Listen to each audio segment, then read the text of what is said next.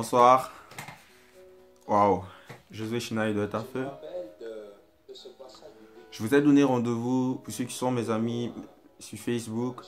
Aujourd'hui, 10 février 2018 à 14 heures pour qu'ensemble nous partagions sur le thème le chrétien et le désert.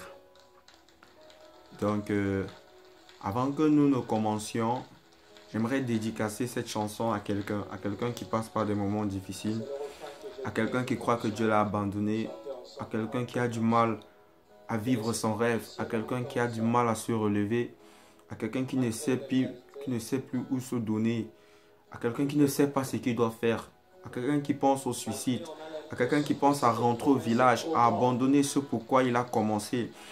J'aimerais d'abord te rappeler que la fin d'une chose vaut mieux que son commencement. Et j'aimerais t'encourager encore.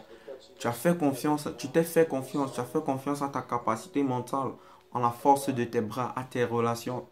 Aujourd'hui, je t'invite à faire confiance à Dieu. Délocalise ta zone de confiance et positionne-la sur Dieu. La Bible déclare dans le livre d'Habakkuk 2 que grave la prophétie sur la table de ton cœur. Et même si elle tarde, attends-la, car elle s'accomplira certainement. Et si tu as fait confiance à l'homme, aujourd'hui je t'encourage à faire confiance à Dieu. Ça ne sera pas facile, mais sache que tant que ce n'est pas fini, tant que tu as le souffle de vie, fais encore confiance à Dieu. Je nous laisse déguster.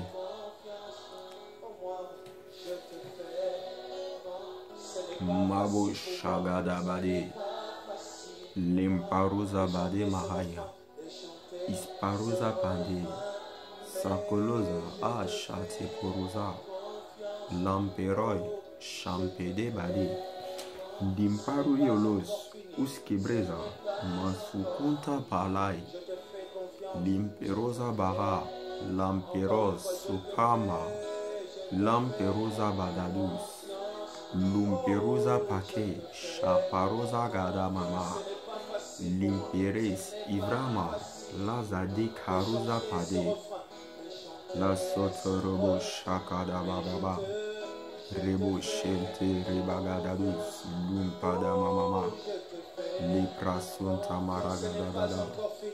Ce n'est pas encore fini. Je te fais confiance. Pendant que tu es en train de chanter cette chanson, j'aimerais que tu laisses ton cœur approcher les trônes de Dieu. Que tu vois la grâce de Dieu qui est disponible pour toi. Malgré La ce que tu parilos, peux vivre, Zumpa Kamaluza Mada. place ta confiance en Ah, Dieu. Saint-Esprit de Dieu, Même lorsque je place tu encore en auras toi ma l'impression confiance.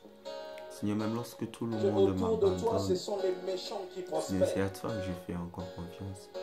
Continue Et même à lorsque je faire traverse la confiance à vallée Dieu. de l'ombre de l'amour, Tant je que sais ce que n'est pas l'Éternel fini, me délivrera.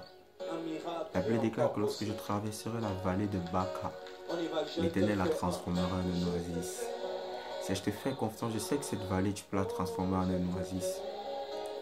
C'est toi qui tiens les cœurs des rois dans tes mains, tu inclines partout, tu veux comme un corondo. de chanter Je sais que même ce dossier, dans la porte où elle est, tu peux incliner le cœur de la personne qui doit signer en ma faveur. C'est pourquoi je te fais confiance encore. C'est pourquoi je renouvelle ma confiance envers toi, Yahweh. Je sais que ce n'est pas fini tant que tu n'as pas dit le dernier mot. Je sais que mon Rédempteur est vivant.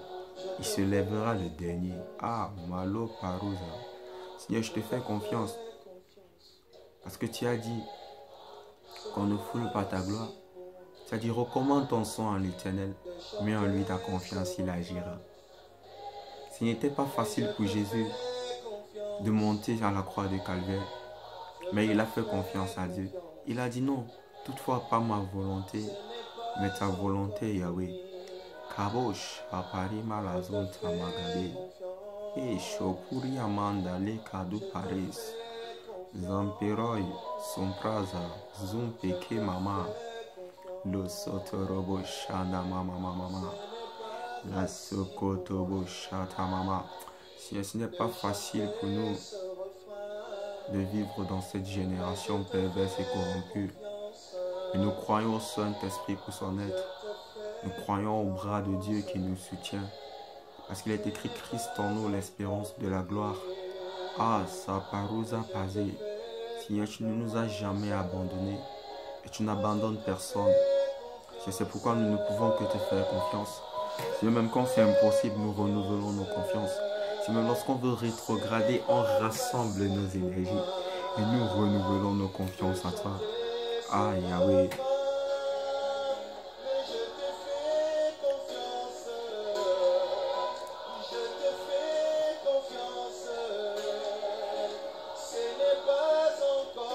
Ce n'est pas encore fini. Je te fais confiance.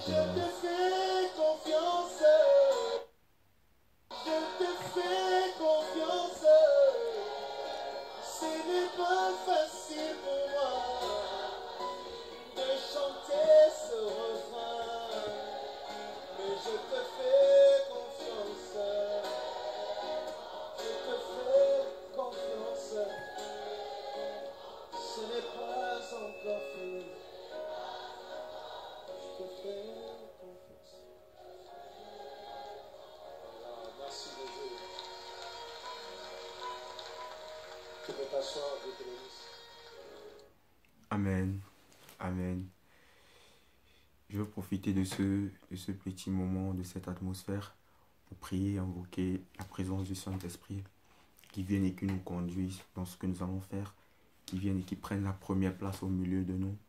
C'est lui qui connaît le chemin. La Bible déclare que les choses cachées sont à Dieu, mais les choses révélées sont aux petits-enfants. Et je pense qu'entre Dieu et les petits-enfants, il y a le Saint-Esprit. C'est là que Jésus a dit, je ne vous laisse pas seul, je vous enverrai le Consolateur qui vous conduira dans toute la volonté du Père. Saint-Esprit de Dieu, je prie, si nous te faisons encore confiance aujourd'hui, nous renouvelons encore notre confiance avec toi. Parce que tu es le même hier, aujourd'hui, éternellement. Saint-Esprit, je te bénis pour la vie, je te bénis pour le souffle de vie, je te bénis pour la grâce de voir, d'entendre, d'écouter, de se mouvoir. Saint-Esprit de Dieu, nous avons rendez-vous aujourd'hui à 14 h.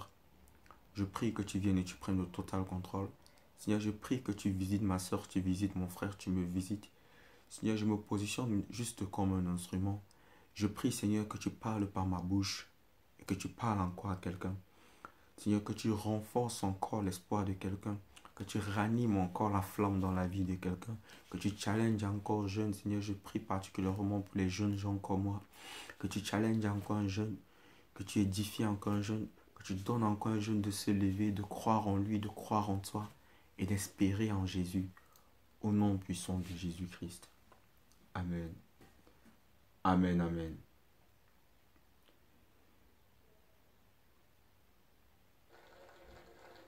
Nous allons parler du chrétien et du désert. Waouh, le chrétien et le désert. Je vais vous raconter comment, une petite histoire, comment ce thème-là m'est venu et ce qui s'est passé. Il y a de cela 3 semaines, 1 mois par là, j'étais en train de chanter à Dieu des adorations. J'étais en train de chanter des adorations à Dieu de tout mon cœur. Et je me posais beaucoup de questions. Pendant que je chantais à Dieu des adorations, je chantais. Le Saint-Esprit m'a dit, Josué, écoute, est-ce que tu sais ce que c'est que le désert? Il a attiré mon attention. C'est là que j'ai pris mon cahier. Le Saint-Esprit a commencé à m'enseigner sur le désert. Il m'a enseigné sur le désert. Il m'a ouvert beaucoup l'esprit. Il m'a donné de comprendre certaines choses que je ne comprenais pas. Dans les moments difficiles. Pourquoi les moments difficiles? Il m'a surtout donné de comprendre que la difficulté dans la vie d'un chrétien n'est pas le désert. Dans ta marche avec Dieu, tu peux connaître des moments très difficiles. C'est dans ça qu'il faut persévérer. Mais les moments difficiles que tu traverses dans ta marche avec Dieu ne sont pas le désert. Parce que le Saint-Esprit m'a donné de comprendre que le chrétien passe par le désert une fois. Et après, il sort du désert. Et quand tu sors du désert, c'est pour aller dans la promesse. C'est pour aller à Canaan. C'est ça. Donc, nous allons entrer dans le thème, le chrétien et le désert. Nous allons commencer par définir les mots-clés. Nous avons 2 mots-clés, chrétien et désert. J'aimerais dire quelque chose, c'est que je veux parler aux chrétiens, au petit Christ. Je définirais le chrétien comme un imitateur de Christ et comme celui qui a décidé de vivre comme Christ. Celui qui a décidé de vivre comme Christ. Parce que je veux parler aux chrétiens, comme j'ai dit. Je ne veux pas parler aux enfants de Dieu. Je veux parler aux fils de Dieu. Je ne veux pas parler aux enfants, je veux parler aux fils. Parce que, pour la petite différence, l'enfant, c'est un être humain qui aime ce que le père lui donne.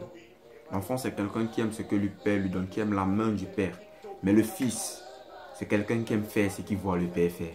Jésus n'a-t-il pas dit, je fais tout ce que j'ai vu mon père faire? Ça, c'est ce que Jésus a dit.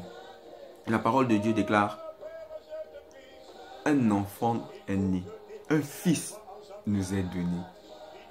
Donc c'est pourquoi je fais cette différence. Je veux parler aux fils, à des personnes qui ont atteint la maturité, qui ont décidé de manifester la vie de Christ dans cette génération et qui veulent vivre Christ. Je définirai le désert de 3 façons. La Bible déclare, avant la Bible, Larousse, le dictionnaire Larousse dit, le désert c'est un lieu inhabité, c'est un lieu peu fréquenté, c'est un lieu vide.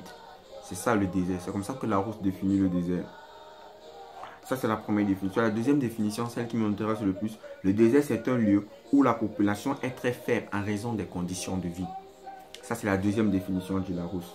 Maintenant, on ne va pas passer que dans le Larousse. Nous allons définir le désert selon Exode 5. Exode 5, le verset 1. Je vais lire dans 8 secondes. Exode 5, verset 1, il est écrit. Moïse et Aaron se rendirent ensuite auprès de Pharaon et lui dirent, ainsi parle l'Éternel, le Dieu d'Israël. Laisse aller mon peuple pour qu'il célèbre au désert une fête en mon honneur. Laisse aller mon peuple pour qu'il célèbre au désert une fête en mon honneur. Exode 5, le verset 1. Donc selon ce verset, nous pourrons dire que le désert, c'est un lieu de célébration d'une fête en l'honneur de l'Éternel. Le désert, c'est un lieu où on célèbre en l'honneur de l'Éternel une fête. Pendant que j'y méditais, le Saint-Esprit me dit, le désert, c'est aussi un lieu d'adoration. C'est un lieu, non, tu n'offres pas à Dieu dans le désert des cantiques d'adoration. Ça peut arriver que tu offres à Dieu des cantiques, mais c'est un lieu où tu offres à Dieu une adoration qui vient du tréfonds de ton être, où ta vie offre à Dieu une adoration, où l'adoration qui monte est sans tache ni ride, où tu entres dans la dimension de l'épouse. Jésus ne dit-il pas, je reviens chercher une église sans tache ni ride, où tu offres à Dieu une adoration vraie. Parce que Dieu t'apprend, Dieu te bâtit, Dieu t'équipe, Dieu te rééquipe, afin que tu puisses lui offrir cette adoration. Dieu t'enfante à nouveau. Dieu bâtit en toi le caractère qu'il veut que tu aies. C'est ce qui se passe dans le désert. Maintenant, si je colle cette définition avec la deuxième définition du Larousse, le désert c'est un lieu peu habité par les êtres vivants à cause des conditions de vie. Et la définition que le Saint-Esprit m'a donnée, le désert c'est un lieu où on offre à Dieu une adoration. Je dirais que le désert c'est un lieu où peu de chrétiens vont offrir à Dieu une adoration. Pourquoi je dis peu de chrétiens? Parce que lorsque Dieu t'amène dans le désert, parce que c'est Dieu qui amène dans le désert, lorsque Dieu t'amène dans le désert, Dieu crée une séparation. Dieu te sort du milieu de... Dieu te sort de ta zone de confort. Dieu te sort de ta zone d'activité. Dieu te sort du milieu des gens. Pour la petite histoire, quand j'étais plus jeune que ce que je suis aujourd'hui, et que j'entendais à l'église le désert, je me disais, oh là là, le désert c'est un endroit où on pleure, un endroit où on crie, un endroit où ça fait mal, un endroit de mort, un endroit à éviter à tout prix. Le désert c'est comme Golgotha. Il y a des pleurs et des grincements dedans, dans le désert, c'est ça. Le Saint-Esprit m'a dit non, c'est pas ça le but du désert. C'est pas te faire crier, c'est pas te faire pleurer. C'est que tu puisses offrir à Dieu une adoration sans tache ni ride. Donc on va se poser la question, que se passe-t-il dans le désert? On va aller à 3 niveaux. Que se passe-t-il dans le désert? Quel est le Dieu du désert? Et comment entrer dans Canaan? Mais avant d'entrer en Canaan, le Saint-Esprit m'a dit, ne rate pas la récompense du désert. Parce que Canaan, c'est la terre promise. Ça, c'était la terre promise au temps du peuple d'Israël. Maintenant, qu'est-ce que ton Canaan? Peut-être une promesse que Dieu t'a faite. Dieu dit, je rendrai ton nom grand. Dieu dit, je te donnerai un grand ministère. Dieu dit, je te ferai travailler dans telle entreprise. Dieu dit, tu ne mourras pas stérile. Dieu dit, ton enfant ne va pas mourir dans la débauche. Ton enfant va sortir du vol. Ton enfant sera grand. Je rendrai ton nom grand. Je te visiterai. C'est ton Canaan, la visite de Dieu. Mais il faut savoir qu'à Canaan, il y a des géants. C'est pour ça qu'il faut avoir la récompense du désir dont je parlerai tout à l'heure. Maintenant, pour offrir à Dieu une adoration vraie, qu'est-ce qui se passe? C'est que quand tu sors d'Égypte, tu sors avec des provisions. Quand tu donnes ta vie à Jésus, tu sors de l'ancienne vie. Tu sors avec une certaine mentalité. Tu sors de là avec tes relations. Tu connais telle personne qui peut te faire ci, tu connais telle autre qui peut te faire ça. Donc quand Dieu t'amène dans le désert, Dieu commence à ôter ses relations de toi. Dieu t'enlève de tes amis. Dieu t'enlève de ton activité qui est peut-être très rentable. Il a réduit. Là où tu avais mis ton espoir, Dieu l'éloigne. Ce qui faisait ta fierté, Dieu retire. Ce qui tenait ton cœur, là où il y avait ton cœur, Dieu retire.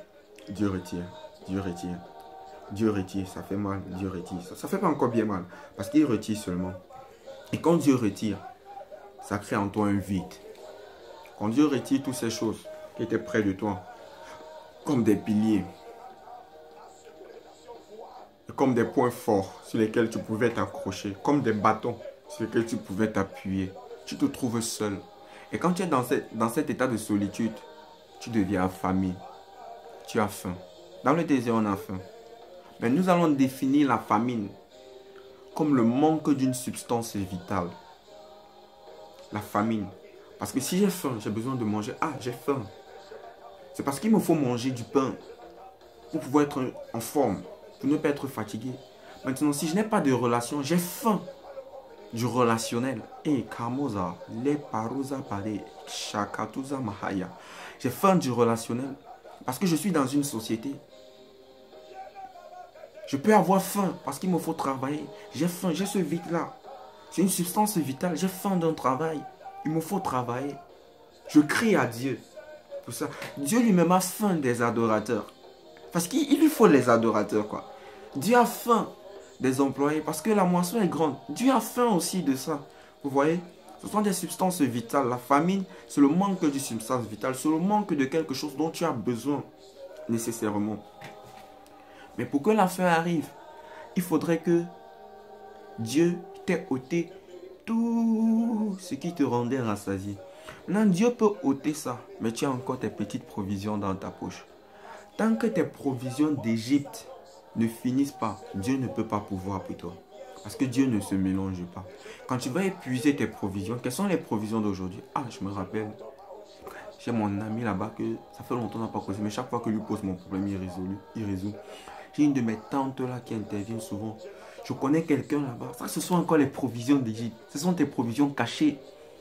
Ce sont tes trucs que tu sais, tu cliques. Tu as la solution. Lorsque tes provisions d'Égypte finissent, tu es dans le désert. Tu commences à crier à Dieu. À la grâce de Dieu, nous vivons des pays développés. On se demandera, mais est-ce que j'aurais faim? Tu peux demander aux voisins. Non. C'est pour ça que j'ai défini la famine comme le manque d'une substance. Tu peux manger. Mais si tu es fils de Dieu, si tu es fils et que tu désires manifester ce que Christ a manifesté, comme on a défini, des personnes qui ont décidé de vivre comme Christ, tu auras une famine spirituelle. Tu auras faim de la connaissance de Dieu. Tu auras faim de la présence de Dieu. Tu auras faim de la manifestation de Dieu. Beaucoup de nous portons la présence de Dieu. Non, mais moi j'ai faim de la présence manifeste de Dieu. Tu auras faim de ça. Et tu vas crier à Dieu. Quand ce que le pasteur te donne ne te satisfait plus, quand ce que ton père spirituel te donne ne te satisfait plus, quand ce que le groupe de jeunes ne te satisfait plus, non, tu as une famine qu'il faut que Dieu lui-même remplisse au travers du Saint-Esprit. Et pour que Dieu le remplisse, il y a un ensemble d'étapes à franchir. Nous allons lire dans le livre de... Nous allons lire un peu Exode. Exode 7, le verset 11 et 12.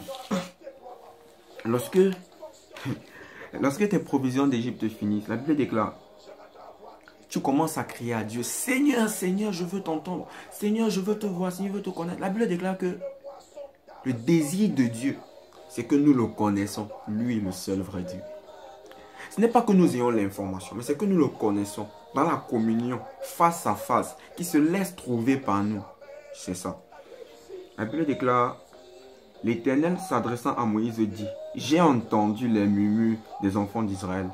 Quand tu commences à crier à Dieu, il te dit, j'ai entendu. qui commence à te parler en fait.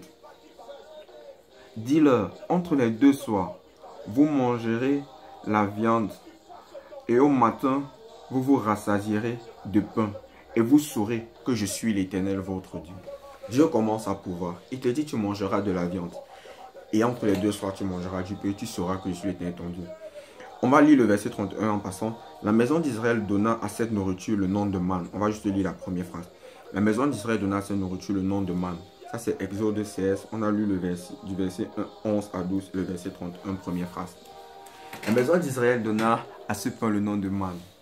Nous sommes en 2018. Quelle est la manne de 2018? Quand l'enseignement du pasteur ne te satisfait plus, tu cries à Dieu, il te dit, je te donnerai à manger. Je te donnerai de la manne. Quelle est la manne de 2018 à consommer dans le désert? Quelle est cette manne que Dieu te donne? Quelle est la manne? C'est là où Dieu commence à travailler en fait, quand il commence à te nourrir.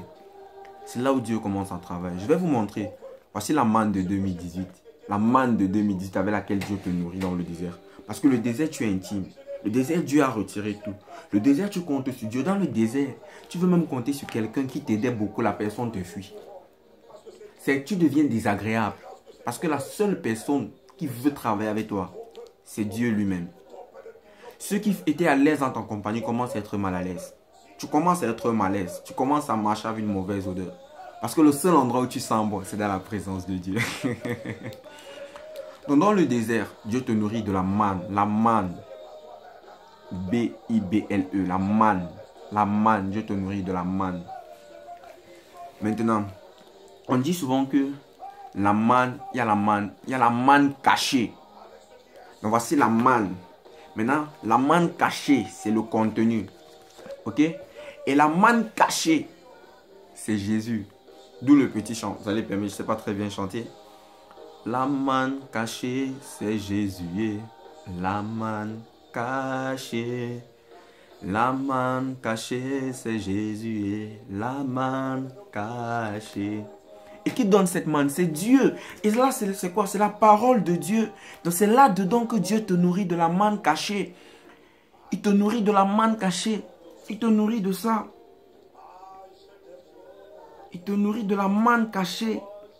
La puruza pade. Kamai. Il te nourrit de la manne. La manne cachée qui est Jésus. Maintenant, il te nourrit. Ça veut dire que tu manges. Ça veut dire que tu prends du poids. Ça veut dire que tu te sens bien. Mais c'est là où tout le travail commence dans le désert. C'est là où certaines personnes pleurent. C'est là où d'autres crient. C'est là où on crie au ras-le-bol. Parce que ce n'est pas facile de manger la manne cachée. Parce que fait la manne?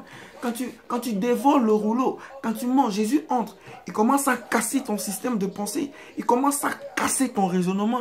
Il commence à casser maintenant tes relations. Il casse. Il commence à casser. Il ne demande pas ta permission. Hein. Parce que tu es en train de manger. En fait, tu n'as pas le choix que de manger. Parce que tu es dans le désert. Et tout le monde te fuit. Tu n'as que Jésus. Il casse ta routine. Il casse, il brise ton raisonnement. Il brise ton orgueil. Il frappe dur. C'est pendant ce moment qu'on entend des cris en Israël et des grincements dedans.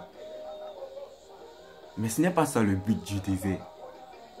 Mais tu vas crier dans le désert. Tu vas pleurer. Ça ne va pas manquer. Tu vas avoir mal. Parce que Dieu bâtit en toi le caractère de Christ. Dieu bâtit en toi Christ. De bâtir en toi l'homme nouveau. De bâtir Christ. Là, c'est facile de dire la manne cachée, c'est Jésus et la manne cachée. Mais que fait la manne là dans toi? La manne là est cachée, mais elle ne reste pas cachée quand tu la manges. La parousa pasée. Parce qu'elle va ressortir. Elle sera vue à l'extérieur. Lorsqu'elle brise ta pensée, elle crée une rementalisation après avoir brisé ta mentalité. Quand tu es dans le désert, si tu avais un doctorat en communication, tu oublies tes connaissances, tu oublies ton doctorat, tout ça devient zéro. Dieu enlève tout, il méprise tout ça. Et il te nourrit de la manne. Il te nourrit de la manne.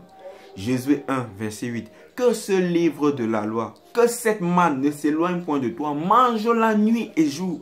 C'est alors, Kamoza, Keporuza Pade, Keparuza Prazai. Nous allons lire Josué 8, le verset. Nous allons lire ça, Josué 1, le verset 8. pendant que tu traverses ces moments dans le désert, que ce livre de la loi ne s'éloigne point de ta bouche. Médite-le jour et nuit pour agir fidèlement selon tout ce qui est écrit. Car c'est alors que tu auras du succès dans tes entreprises. C'est alors que tu réussiras. C'est alors que tu réussiras à offrir à Dieu l'adoration. Quand le livre de la loi ne s'éloigne pas de toi, quand tu le consommes, il bâtit en toi le caractère de Christ. Il bâtit en toi l'image de Christ. Qu'est-ce qu'il bâtit? Il y a des personnes, lorsqu'ils sortent du désert, ils ne savent pas pardonner. Ils t'apprennent le pardon. Ils ne savent pas avoir compassion des gens. Dieu t'apprend la compassion. Ils ne savent pas être hospitaliers. Dieu te donne d'être hospitalier. Ils ne savent pas partager. Dieu t'apprend le partage. La Bible déclare que Jésus vit la foule. Il fut ému de compassion. Dieu te donne le sentiment. Dieu t'apprend à négliger les choses viles de ce monde. Et Dieu te donne seulement de voir comme il voit. Le caractère de Christ. Et Dieu, pendant que Dieu te nourrit, quand il la lève, il te donne aussi. Nous allons lire dans Galates 2. Galates 2, le verset 20. Galates 2, le verset 20.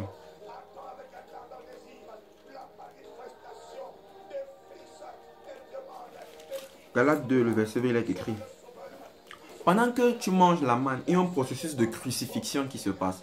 Parce que tu meurs en toi, tu te détruis en toi. Tu meurs dans tes projets, tu meurs dans ton intelligence, tu meurs dans ta sagesse, tu meurs dans tes raisonnements. C'est là qu'on pleure. Mais la Bible déclare, Galates 2, verset 20, « J'ai été crucifié avec Christ. Et si je vis, ce n'est plus moi qui vis, c'est Christ qui vit en moi.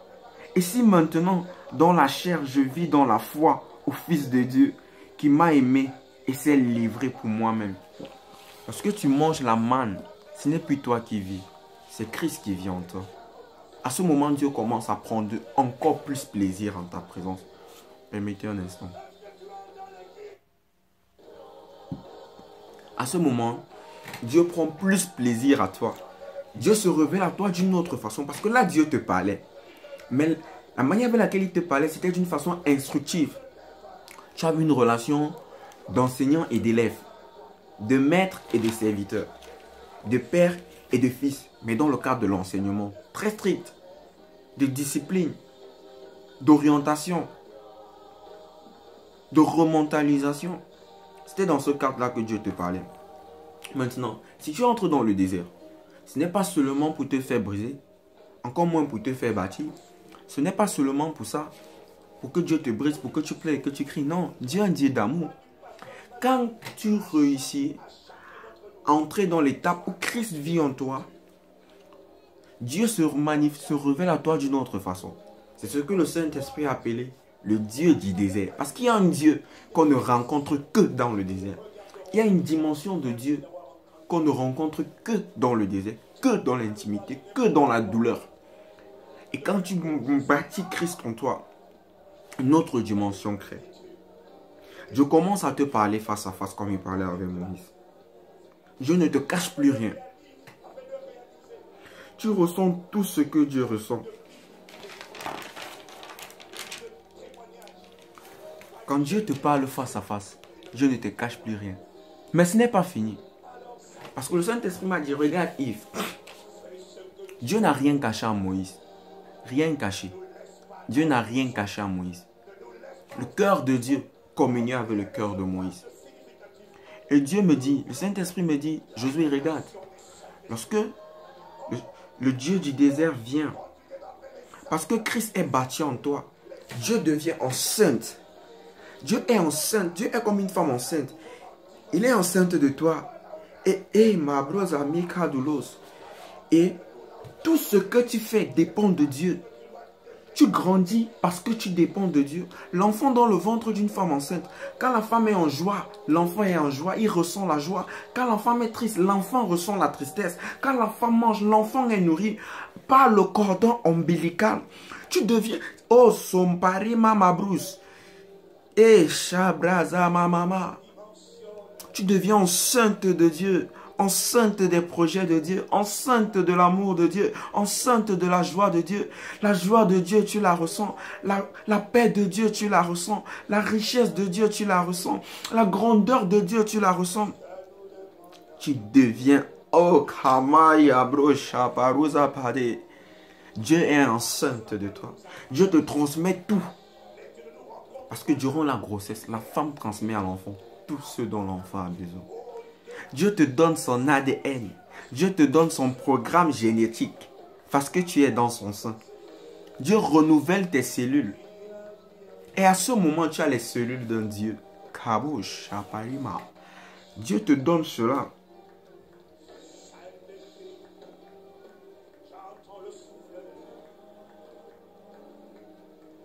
Mais Dieu ne s'arrête pas juste à être enceinte.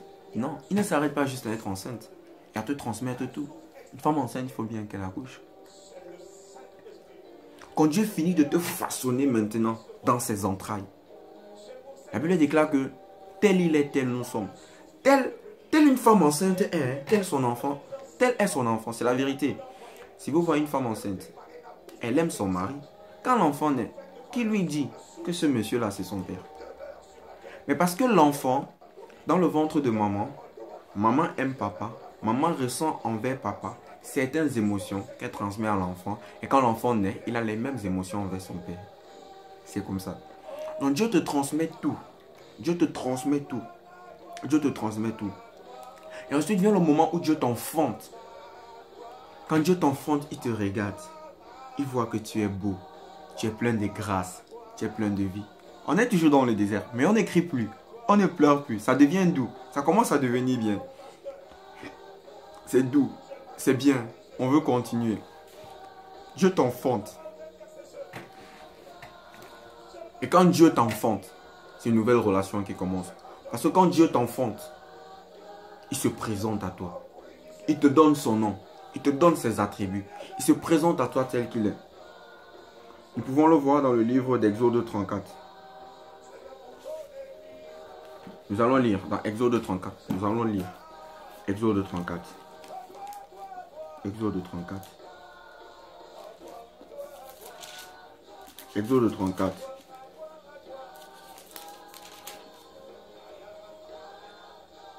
Le verset 14. Dieu se présente à toi. Il dit, tu ne te prosterneras point devant un autre Dieu, car l'Éternel porte le nom de jaloux. Il est un Dieu jaloux. Dieu se présente à toi comme un jaloux. Tu sais pourquoi Dieu se présente à toi comme un jaloux? Parce que Dieu est jaloux de ce qu'il a et de ce qu'il t'a donné.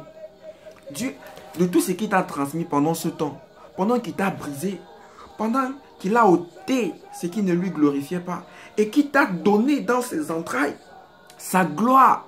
Et les Pakouza Mares, Dieu devient jaloux de toi.